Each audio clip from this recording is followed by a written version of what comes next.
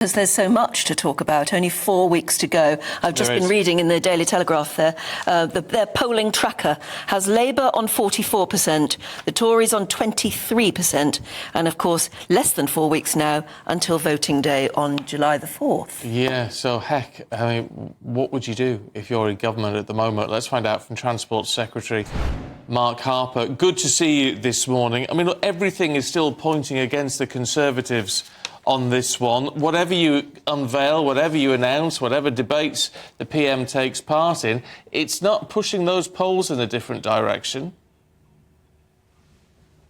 Well, look, there's only one poll that matters, which is how people actually vote on the 4th of July. Not a single vote has been cast yet. You know, candidates have only just been nominated, and there's far too many people, I think, jumping to conclusions. We're setting out a clear choice for people about the things they need to make a decision about whether they want to see taxes continuing to go down on hard-working families. You know, the national insurance cuts we've already set out, we will continue, or whether people will face £2,000 of extra taxes over the next Parliament if they vote Labour.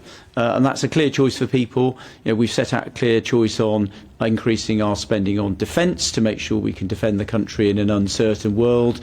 I think these are the things people are going to reflect on increasingly as we get towards decision day on the 4th of July.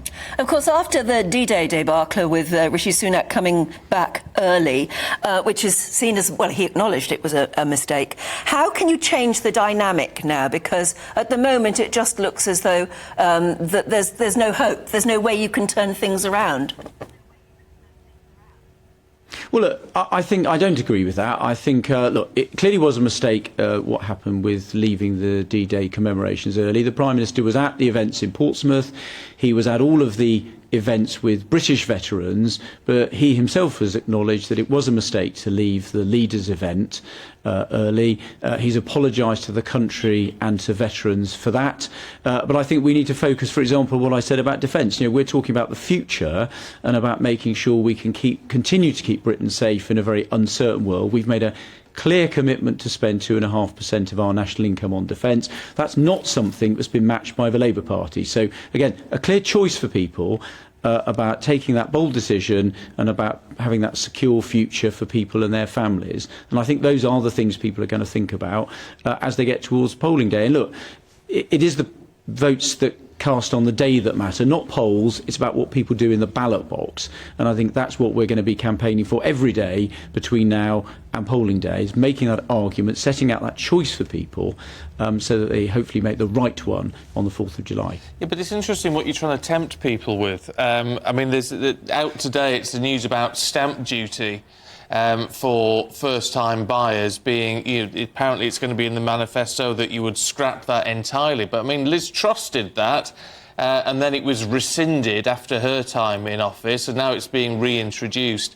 And it also looks like, despite everything we've heard from the Chancellor, we're not going to get inheritance tax scrapped, which may have been a big vote winner for you. Well, look, I'm not going to speculate on things that have been in the papers that people will have to wait for our manifesto for that. Look, what I can tell you is the things that I've announced today about my area on transport. We've ruled out pay-per-mile road taxes. Now, we know that's something that the Labour Mayor of London is actively getting Transport for London to work on. We know it's something that Labour in Wales, where they're in government, have put into law to give them the powers to do that. The last time Labour was in power nationally, they wanted to introduce road pricing and road taxes until there was a massive public backlash. And Labour, their transport spokesman this morning, responding to my announcement, hasn't ruled out road pricing. So I think, again, people face a clear choice. Conservatives are not going to increase taxes on motorists. We're not going to have pay-per-mile road taxes. Labour haven't ruled it out. So I think it's becoming clearer that if people vote Labour, there's going to be a big bill coming for ordinary working families in the country. So any vote for anybody other than the Conservatives is more taxes, whereas we're going to bring taxes down as we can afford it in a careful and sustainable way to make sure that we keep the economic security that people want to see, and we keep the things that we've delivered since the Prime Minister took office, like bringing down inflation to what our usual levels, and now the economy can really start motoring. Just very briefly before we lose you, and I know we will, we're in danger of that doing that very quickly. Your idea there of pay per mile or whatever, would that actually reverse ULEZ where ULEZ exists?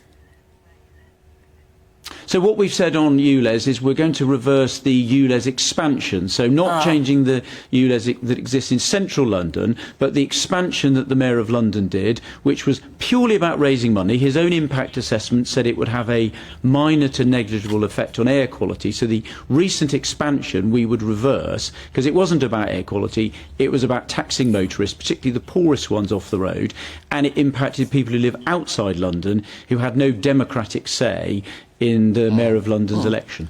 OK, Mark Harper, we are out of time. I'm sorry to say, good to see you this